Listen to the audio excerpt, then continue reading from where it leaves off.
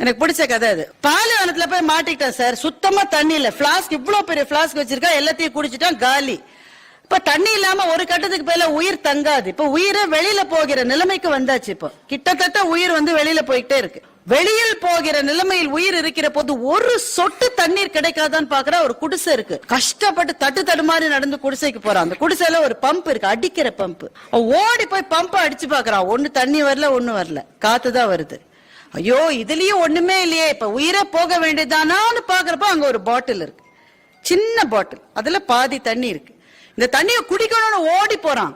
அது கீழே ஒரு நோட் எழுதி வச்சிருக்கு, இந்த தண்ணியை இந்த குழாவுல விட்டு அடிச்சீங்கன்னா நிறைய தண்ணி வரும் அப்படின்னு எழுதிருக்கு. இப்ப நீங்க அங்க இருந்தா என்ன செஞ்சிருப்பீங்க? போடா, குழாயில தண்ணி வரும்னு அவனுக்கு தெரியும். அப்புறம் அந்த பாட்டில எடுத்தான், மூடியை திறந்தான், அந்த குழாவுல அந்த தண்ணி கொட்டிட்டான். அதை அடிச்சான். ஒரு தடவை ஒண்ணு வரல, 2, 3, 4 ஒண்ணு வரல. 5வது தடவை அடிச்சான், கர்ன்னு சத்தம் வந்தது. ஆர்வமா அடிக்க அடிக்க அடிக்க தண்ணி அப்படியே அருவி மாதிரி கொட்டிச்சு. ஆசை தீர தண்ணி குடிச்சான். ஆசை தீர அவனோட பிளாஸ்க் அது இது எல்லாத்துலயும் தண்ணியை ரொப்பிக்கிட்டான். போகிறதுக்கு முன்னாடி மறக்காம அந்த பாட்டில் எடுத்து திரும்பவும் அதுல தண்ணியை பிடிச்சு வச்சான். அதுல ஒரு பேப்பர் எழுதிருந்தது இல்ல, நீங்க அதுல தண்ணியை கொட்டினா அதுக்கு கீழே அவன் எழுதினான், இது வேலை செய்கிறது.